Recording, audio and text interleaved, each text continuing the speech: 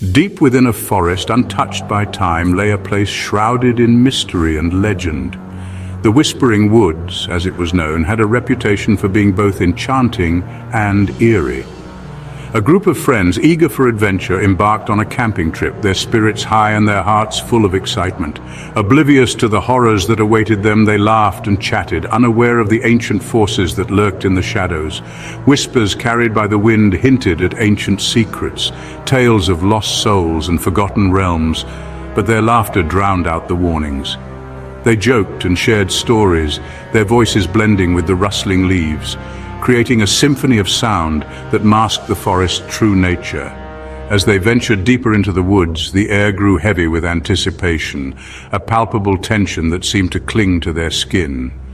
Little did they know that they were stepping into a nightmare, a place where reality and myth intertwined. As twilight painted the sky in hues of purple and orange, the forest transformed, casting long shadows that danced menacingly. The trees seemed to come alive, their branches reaching out like skeletal fingers, creating an eerie atmosphere that sent shivers down their spines. The friends set up camp, their laughter and chatter a stark contrast to the growing darkness around them.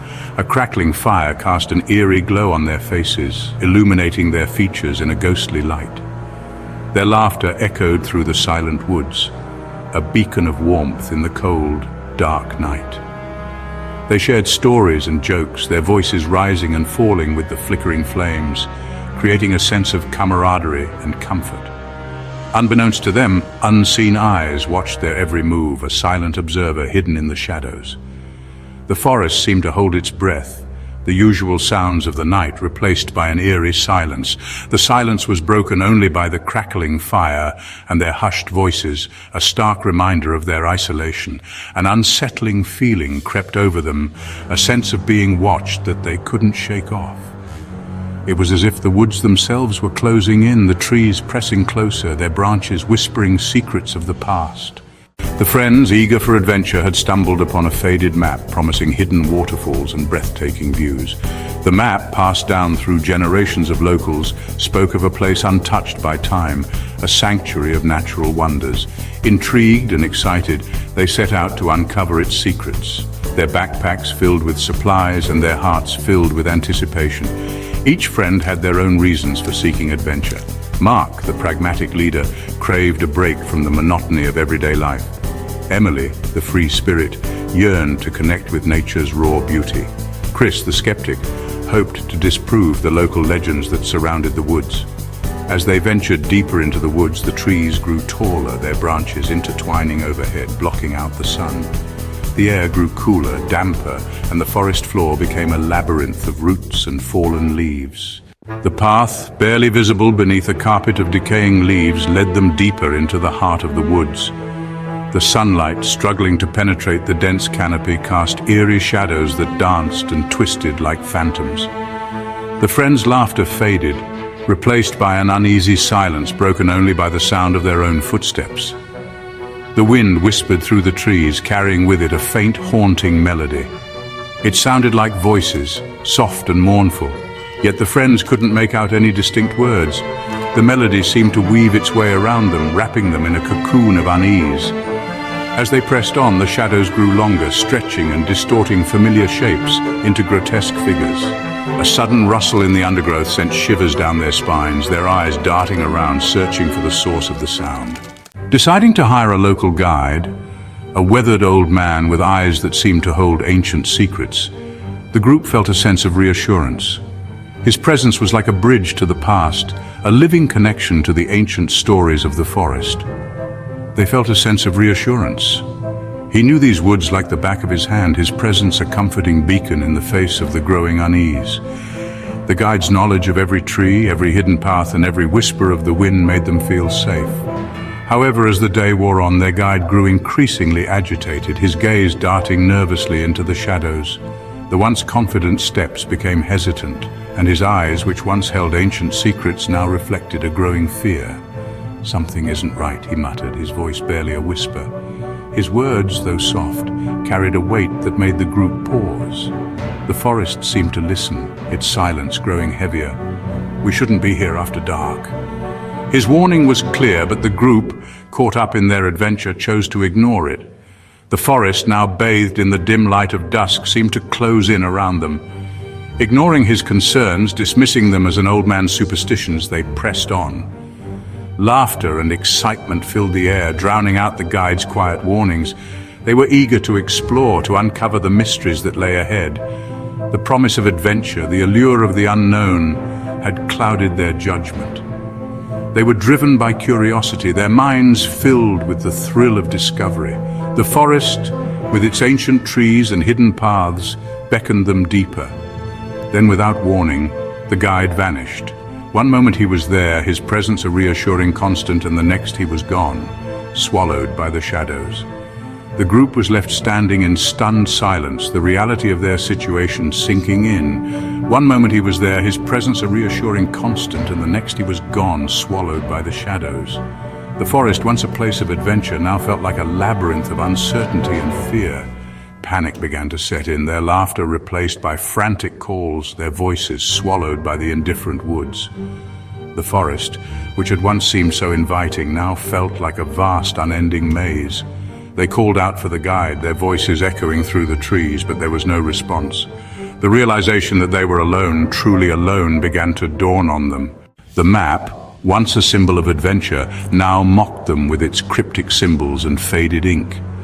It had led them into the heart of the forest, promising hidden treasures and forgotten paths.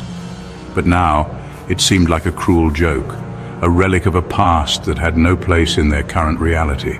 The lines and markings that once held so much promise were now just a reminder of their dire situation. The sun, a fiery orb sinking below the horizon, cast long, menacing shadows that played tricks on their eyes. As the light faded, the forest transformed, becoming a place of lurking dangers and unseen threats. The once warm and inviting glow of the sunset now felt like a warning, a signal that night was coming, and with it, the unknown. Fear, primal and consuming, began to eat away at their composure. Around the campfire, their faces were illuminated by the flickering flames, revealing wide eyes and trembling hands. The stories they had laughed at earlier now seemed all too real, and every sound in the darkness felt like a prelude to something terrible. The woods, once a source of wonder, now felt like a prison, closing in on them with each passing moment. The towering trees, which had once seemed majestic, now loomed over them like silent sentinels watching their every move.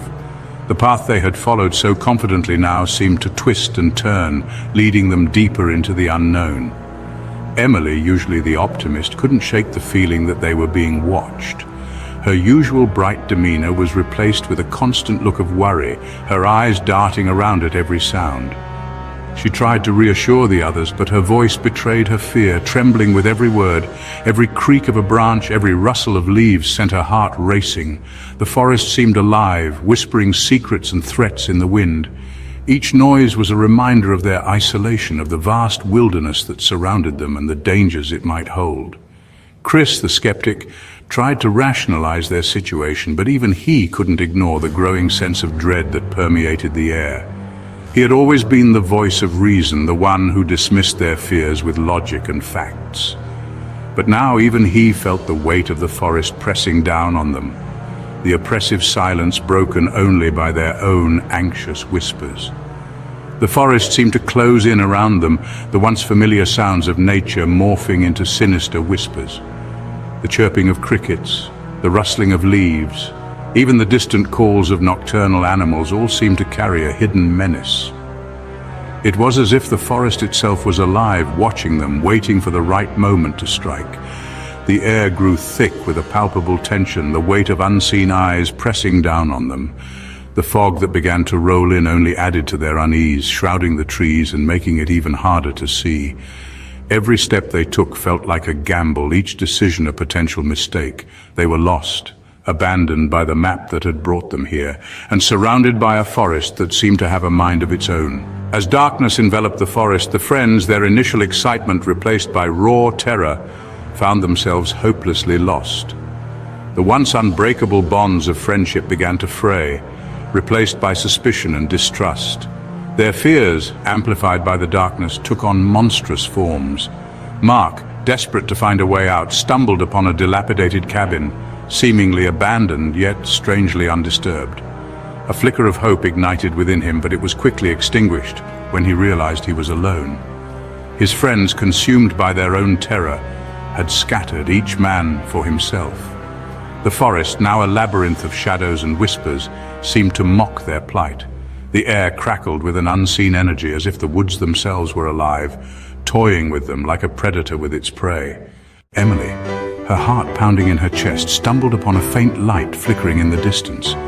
Hope, like a lifeline in a stormy sea, surged through her. Could it be her friends? Had they found a way out of this nightmare?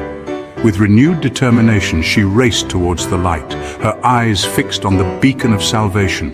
As she drew closer, the light resolved itself into a small campfire, the flames dancing merrily in the darkness. A figure sat hunched over the fire, its back to her. Relief washed over her, momentarily eclipsing her fear. "Hello!" she called out, her voice trembling slightly. "Is anyone there?" The figure slowly turned, and Emily gasped in horror. It wasn't Mark or Chris or any human being she recognized. The creature, bathed in the flickering light of the fire, was unlike anything she had ever seen. Its eyes, glowing with an eerie intelligence, seemed to pierce through her very soul. Fear, unlike anything she had ever experienced, gripped her, paralyzing her. The creature, its form shifting and indistinct in the firelight, opened its mouth, and a voice, raspy and ancient, filled the air. "You should not be here," it hissed, its words sending shivers down her spine. "This forest, it remembers." Emily, her voice caught in her throat, could only manage a whimper. The creature, its gaze unwavering, seemed to be looking deep inside her, reading her fears, her hopes, her very essence. The creature leaned closer, its face inches from hers, and whispered, "The real monster are the ones you carry within."